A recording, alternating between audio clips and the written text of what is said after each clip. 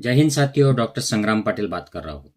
साथियों, श्री कृष्ण ये ब्राह्मण धर्म में और आज का जिसे हिंदू धर्म कहा जाता है, इसमें इनको भगवान का अवतार का दर्जा दिया जाता है और इनके नाम से काफ़ी सारी चीज़ें प्रचलित हो गई है ऑलरेडी समाज में।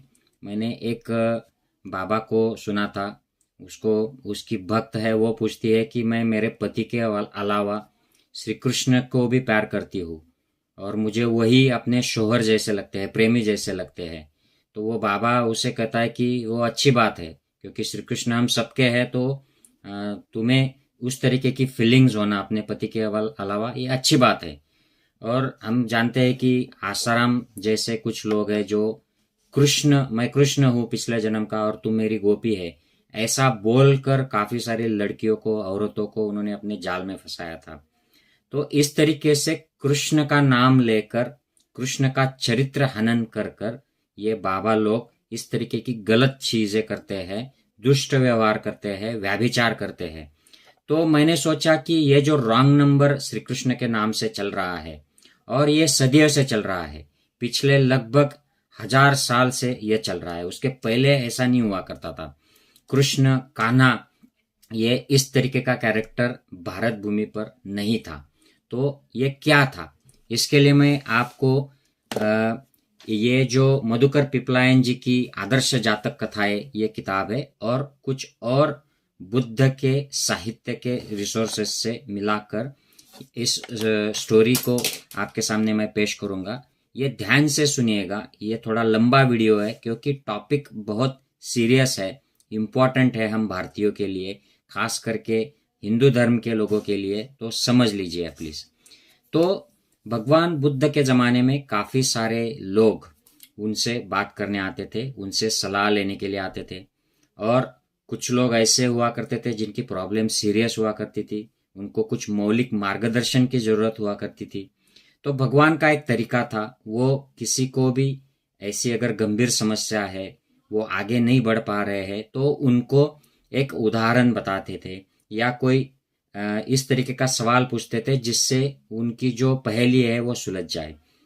और काफी बार वो इस तरीके की कथा बताते थे जिनका संग्रह आज जातक कथा नाम से प्रचलित है। उस जमाने में बहुत ज्यादा प्रचलित हो गया था, आज तो बुद्धा की जो शिक्षा है वो कम हो गई है, तो हम लोगों को जातक कथा क्या है ये भी नहीं पता होता है। तो जातक कथाएं ऐसे माना जाता है कि बुद्ध ने उनके पूर्व जन्म की जो घटनाएं थी जिनसे आज लोगों को कुछ सीख मिल पाए, इसलिए बताई गई स्टोरीज हुआ करती थी और उनको एक साथ करके उसको बुद्धिस्ट जो त्रिपिटक साहित्य है उसमें कलेक्ट किया गया है, कंपाइल किया गया है। उसमें की घत जातक कथा या घत जातक कथा जो है, इसमें ये श्री कृष्ण की जो स्टोरी है ये आती है। तो जातक कथा जो है इसमें, घत जातक कथा जो है इसमें श्री कृष्ण, कान्हा, इनका नाम श्री कृष्ण नहीं है, इनका नाम है वासुदेव। और ये 10 भाई जो है ये जन्म लेते हैं, ये एक प्रिंसेस के पेट से जन्म लेते हैं और उनकी एक बहन भी होती है। तो सबसे पहले ये कथा भगवान ने कब सुनाई थी, किस सिलसिले में सुनाई थी? तो ये एक जेतवन विहार में भगवान जब ज़्यादा उनकी जो शिक्षा है वहाँ से दी गई है। और इस विहार में एक जमींदार था, वो वही इलाके में रहता था, उसका बेटा मर गया, वो बड़ा दुखी हो गया और उसने खाना पीना छोड़ दिया। भगवान को जब ये पता चला तो वो उनके घर गए दूसरे दिन और वहाँ पर उन्होंने उनको, उस जमींदार को ये कथा सुनाई थी कि कोई अपना करीबी रिश्तेदार मर जाने पर कैसे रिएक्ट करना चाहिए, कैसे रिएक्ट नहीं करना चाहिए। घत जातक कथा और कुछ एक दो और बुद्धा के साहित्य से मैंने ये रिकॉर्ड किया है। उत्तरापथ में अस्सी तंजन नगर के राजा महाकंस की 3 संतानें थी। बड़े पुत्र का नाम कंस था, छोटे पुत्र का नाम उपकंस तथा पुत्री का नाम देवगर्भा था। पुत्री के जन्म पर ज्योतिषियों ने भविष्यवाणी की कि इसकी कोख से जन्म लेने वाला पुत्र कंस वंश का नाश करेगा। राजा के मरने के बाद कंस राजा हुआ। उसका भाई उपकंस उपराजा बना। राजा कंस ने सोचा बहन को मारने से निंदा होगी, अतः उसने उसके लिए एक खंबे वाला महल बनवाया और उसमें उसे अलग से रखा। वहां दासी नंदगोपा और उसके पति अंधक वेणु को पहरे पर बिठा दिया। उसी समय मथुरा के राजा महाअसगर के दो पुत्र थे। बड़े पुत्र का नाम सागर था और छोटे पुत्र का नाम उपसागर। राजा के मरने के बाद सागर मथुरा का राजा हुआ और उपसागर उपराजा बना। मथुरा का उपराजा उपसागर और असितंजन का उपराजा उपकंस दोनों मित्र थे। दोनों की शिक्षा दीक्षा एक ही आचार्य कुल में एक साथ हुई थी। उपकंस अक्सर उपसागर के घर मथुरा आता रहता था। वह उपकंस की बहिन देवगर्भा के प्रति आसक्त हो गया। बात असितंजन राज कंस तक पहुंची। कंस ने उसका विवाह देवगर्भा से कर दिया। दोनों एक खंबे वाले महल में ही रहने लगे। महल की पहरेदारी पर पहले ही से दासी नंदगोपा और उसका पति अंधक वेणु नियुक्त थे। एक दिन देवगर्भा के गर्भ ठहरने की खबर असितंजन राज कंस को मालूम पड़ी।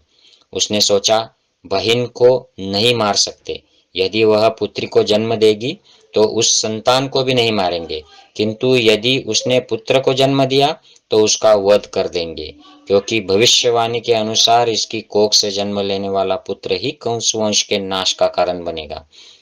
9 महीने बाद देवगर्भा ने एक पुत्री को जन्म दिया।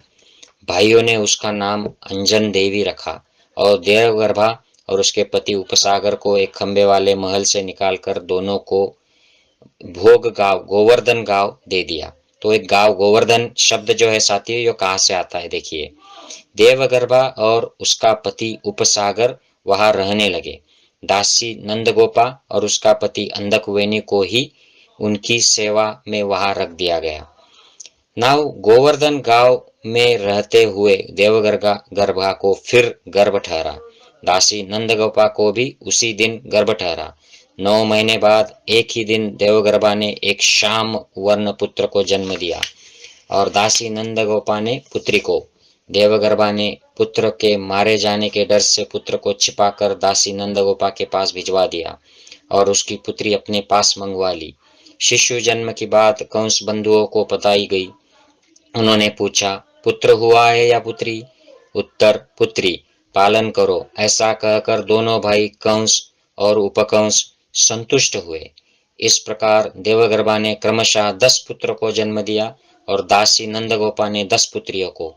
पुत्रों का पालन पोषण नंदगोपा और अंधक वेणु मिलकर करने लगे और पुत्रियों का देवगर्भा और उपसागर। देवगर्भा के श्याम वर्ण ज्येष्ठ पुत्र का नाम वासुदेव कान्हा, दूसरे का बलदेव, तीसरे का चंद्रदेव, चौथे का सूर्यदेव, पांचवे का अग्निदेव, छठे का वरुण देव, सातवें का अर्जुन, आठवें का प्रद्युम्न, 9वें का घत पंडित और 10वें का अंकुर नाम रखा गया। ये सभी अंधक वेणु दास पुत्र के नाम से प्रसिद्ध हुए। बड़े होकर ये सभी 10 भाई नगर में लूटपाट करने लगे। असितंजन नगरवासियों ने राजा से शिकायत की। राजा ने अंधक वेणु को बुलाकर धमकाया, अपने पुत्रों को संभाल कर रखो वरना अच्छा नहीं होगा। अंधक वेणु साधारण दास था। उसने मृत्यु से भयभीत होकर अभयदान की याचना की और कहा, महाराज ये मेरे पुत्र नहीं है, देवगर्भा और उपसागर के पुत्र है। यह सुनते ही असितंजन राज कंस डर गया। उसे ज्योतिषवाणी याद आई। उसने अपने अमात्यों को बुलाया और कहा, इन्हें किस उपाय से पकड़ा जाए। अमात्यों ने राजा को सलाह दी, देव ये सभी मल्ल है, कठोर स्वभाव के हैं, शक्ति युक्त है। हमारे पास भी 2 अजय मल्ल है, उनसे इनकी कुश्ती करवाकर उन्हें मरवाया जाए। राजा ने उनकी बात मान ली। कुश्ती मंडप बनवाकर अखाड़ा तैयार करवाया गया। कुश्ती हुई, मल्ल युद्ध हुआ। नगरवासी अब तमाशा देख रहे थे। बलदेव ने दोनों मल्लों को जमीन कर पीट मारकर अखाड़े से बाहर फेंक दिया। उसने पहले मल्ल को सिर पटककर मार दिया और दूसरे को भी मार दिया। यह देखकर राजा स्वयं उठा और अपने सैनिकों को आदेश दिया, इन दुष्ट दास पुत्रों को पकड़ो, ये कहीं जाने न पाए। उसी समय वासुदेव यानी कृष्ण ने अपना चक्र घुमाया। मित्रों, ये चक्र जो होता था ये शार्प चक्र हुआ करता था और उसको हाथ से घुमाकर मारकर फेंकते थे, तो उससे सामने वालों को इंजुरी होती थी और उसकी गर्दन कटती थी और वो उसको मारना बेसिकली एम होता था। तो ये चक्र हाथ से घुमाकर फेंका जाता था। ये अपने आप नहीं घूमता था, जैसे ब्राह्मण ग्रंथों में दिखाया जाता है कि उंगली में चक्र घूम रहा है। उससे इस चक्र से कंस और उपकंस दोनों भाइयों के सिर कटकर गिर गए। नगरवासी भयभीत होकर वासुदेव के यानी कृष्ण के चरणों में गिर पड़े और कहने लगे, देव हमारी रक्षा करे। इस प्रकार भविष्यवाणी को सत्य करते हुए देवगर्भा के ज्येष्ठ पुत्र ने कंस वंश का नाश कर दिया, यानी कृष्ण ने कंस वंश का नाश कर दिया। उन्होंने कंस के असितंजन नगर पर अधिकार कर लिया। अपने माता पिता का वहां का राज्य लेने युद्ध विजय के लिए निकल पड़े। क्रमशः विजय करते हुए वे द्वारवती यानी द्वारका, देखिए ये द्वारका जो नाम है कि कहाँ से आता है, ये इस जातक कथा से आता है। तो वो द्वारका पहुंचे। यह नगर समुद्र के बीच एक द्वीप से बसा हुआ था। कठिन युद्ध कौशल से उन्होंने नगर पर विजय प्राप्त कर ली। द्वारका नगर को 10 हिस्सों में उन्होंने बांट लिया और 10 भाइयों में 10 भाई उनके राजा बन गए। ऐसे कहा जाता है कि उनमें से जो एक भाई था सबसे छोटा, उन्होंने राज्य करने से इनकार किया और कहा कि मैं व्यापार करूंगा और ये राज्य बहन को दिया जाए, अंजनी देवी को। और उनके समय द्वारका नगरी जम्बू द्वीप से संपन्न नगरी हुआ करती थी। एक दिन राजा वासुदेव को पुत्र वियोग हुआ, उनके पुत्र चल बसे। तो राजा वासुदेव बहुत दुखी हो गए। उन्होंने खाना पीना छोड़ दिया और वह अर्धमरे से अपने बिछाने पर ही लेटे रहते थे। तब उनके छोटे भाई घट पंडित उन्हें मिलने के लिए गए। उन्होंने उनको समझाने की कोशिश की, लेकिन वह समझ नहीं पाए।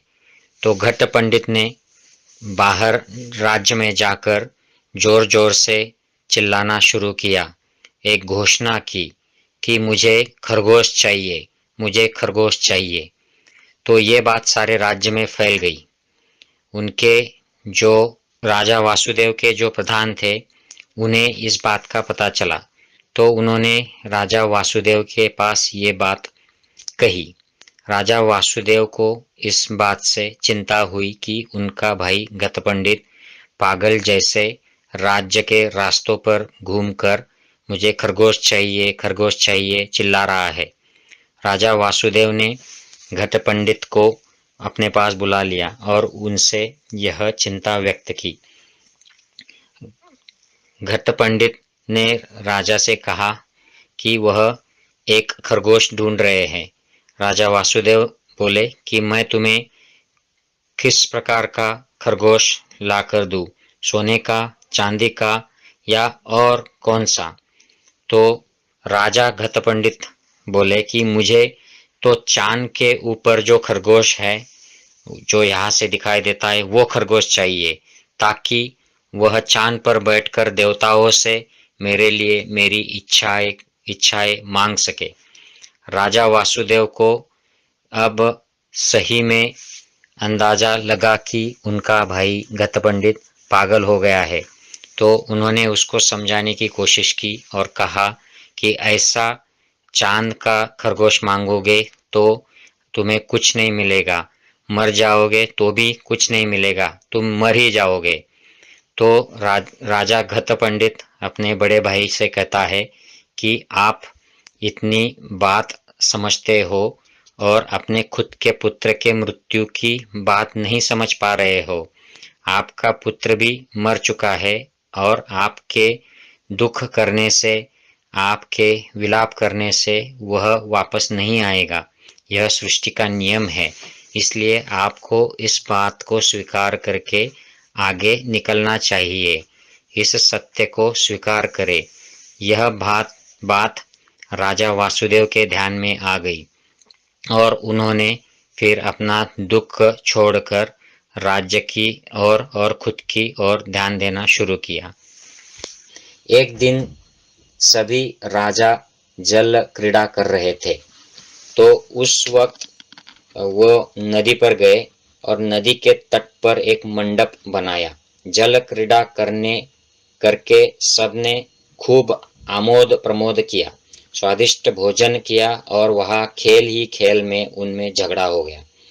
आपस में मारपीट होने लगी, एक दूसरे पर शस्त्रों से हमला होने लगा और परस्पर लड़ते लड़ते विनाश को प्राप्त हुए। उनको नष्ट होते हुए देखकर वासुदेव यानी कृष्ण, बलदेव, बहन अंजन देवी और एक पुरोहित, चारों जने एक रथ पर सवार होकर वहां से भाग निकले। बाकी सभी मारे गए। जब वे रथ पर चढ़कर भागे जा रहे थे, एक बलशाही यक्ष मल्ल का भेष बनाकर रास्ता रोककर खड़ा हो गया।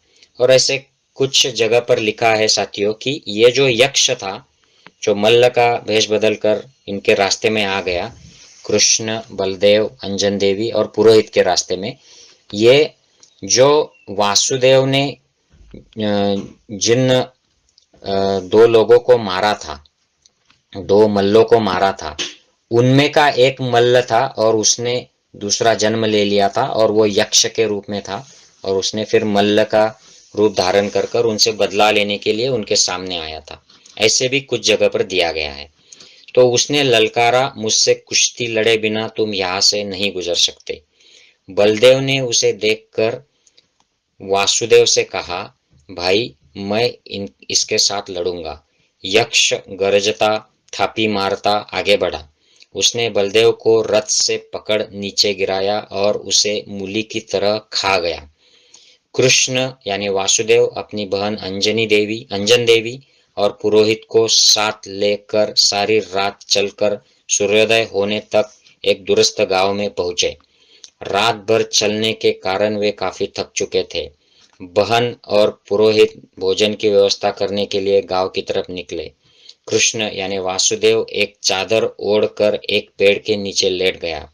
एक शिकारी ने, जिसका नाम था जरा, ये समझा कि पेड़ के नीचे कोई सुअर बैठा है। उसने अपना बाण चलाया। बाण कृष्ण के यानी वासुदेव के पांव में लगा और वो कराहते हुए उसने कहा, मुझे किसने जख्मी कर दिया।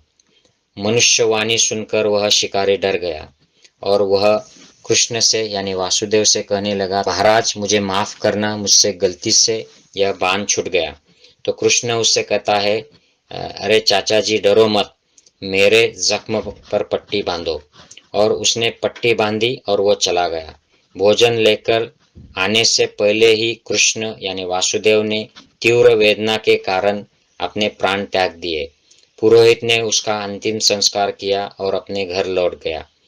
इस प्रकार अंजन देवी को छोड़ राजकुमार थे, राजा थे, वो सारे मारे गए। तो साथियों, हम यहाँ देखते हैं कि जो ओरिजिनल कथा है कृष्ण की, वासुदेव की, उसमें ये देवगर्भा जो है, इसका नाम ब्राह्मण कथा जो है उसमें देवकी बना दिया गया है। और कृष्ण और बलराम, ये जो दो भाई बताए गए हैं, उनकी जगह पर कृष्ण के 10 भाई होते हैं और एक सिस्टर होती है ओरिजिनल जातक कथा में। और कंस जो वंश है वो दोनों जगह पर दिखाया गया है, लेकिन कथा जो है वो थोड़ी सी अलग है। यहाँ का जो कृष्ण है जातक कथा का, वो एक स्ट्रांग योद्धा है। शुरू में वो तो चोर और डाकू जैसे अपने भाइयों के साथ काम करता है और उसकी स्टोरी जो है उसमें गोपियां नहीं है, उसमें उसके बहुत सारी शादियां और ये जो चरित्र हनन किया है वो उसमें कोई भी तथ्य नहीं है, वो मक्खन चुराने वाला नहीं है या बांसुरी बजाने वाला नहीं है। ये और कहीं पे जो जातक कथाएं चली, देवी देवताएं बाद में उनके बने बौद्ध पंथीय लोगों में, उनसे वो मिक्स करा के जो ब्राह्मण पंथीय कृष्ण है महाभारत के, उनके यहाँ पर ये जोड़ दिया गया है। और वो इस तरीके के योद्धा नहीं है, वो तो काफी एक रोमांटिक हीरो की तरह, जो गोपियां है उनके साथ खेलते हैं, मजाक करते हैं, उस तरीके का उनका चरित्र हनन ब्राह्मण पंथ का जो कृष्ण है उसमें किया गया है। और ओरिजिनल जातक कथा के जो कृष्ण है अपने भाइयों को मिल लेकर वो द्वारका पर कब्जा करते हैं, उसके बाद में सारा जम्बू द्वीप यानी पूरी भारत भूमि के वो इंचार्ज हो जाते हैं। तो महाभारत के कृष्ण में ऐसा कोई नहीं आता है। नंद गोपा जो दासी है वो दोनों में नंद गोपा दासी करके ही आई है। और ब्राह्मण जो धर्म के जो ग्रंथ है उनके कृष्ण जो है उसमें फिर उनको यादव वंशीय ऐसा बताकर फिर यशोधरा और वो कहानी जोड़ दी गई है। फिर वो वासु उनके पिताजी उनको लेकर जाते हैं, नदी से पार करते हैं, और वो सारा उसमें फिर वो नाग उनको बचाता है बारिश में, उनके ऊपर से फना निकाल कर उनको बारिश से बचाता है। ये सारी स्टोरीज उसमें आई है। तो हम देखते हैं कि ये सारा बाद में बदल दिया गया है। जातक कथा की समरी यह है कि वासुदेव या कान्हा जो जातक कथा के एक पात्र थे, राजा थे, वे भगवान बुद्ध के समय सारिपुत्र थे। और उस वक्त के जातक कथा के जो घत पंडित नामक जो राजा थे, 10 भाइयों में से एक, वो आज भगवान बुद्ध थे। जिस जन्म में वो बुद्ध हो जाते हैं उसके पहले के सारे जन्म बोधिसत्व होते हैं। तो ये है जातक कथा। इसके बाद में क्या होता है साथियों कि जैसे ही बुद्धिज्म धीरे धीरे धीरे बदलता गया, 2600 साल पहले भगवान बुद्ध ने जो शिक्षा दी वो तो त्रिपिटक में है, लेकिन लोगों ने जो फॉलोअर्स थे उन्होंने इसके अलग अलग ब्रांचेस निकालना शुरू की। फिर महायान, हीनयान, हम जानते हैं कि ये ब्रांचेस शुरू हो गई। उसमें भी धीरे धीरे कोई अलग अलग पंथ तैयार हुए। हमारे महाराष्ट्र में धीरे धीरे आके इसकी भक्ति पंथ में चेंज हो गया, कहीं नाथ पंथ हो गया, कहीं अलग अलग पंथ हो गए। तो ये पंथ के लोग इस शिक्षा को थोड़ा बहुत बदलाव करके फॉलो करने लगे।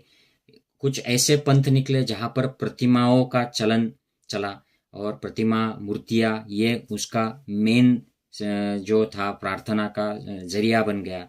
तो आगे जाकर होता यह है साथियों कि बुद्ध साहित्य में जो अरहंत है, बुद्ध है या बोधिसत्व है, जो पिछले जातक कथाओं के जो पात्र है, इनको धीरे धीरे देवताओं का रूप आने लग गया। तो ये देव और देवियां होने लगी।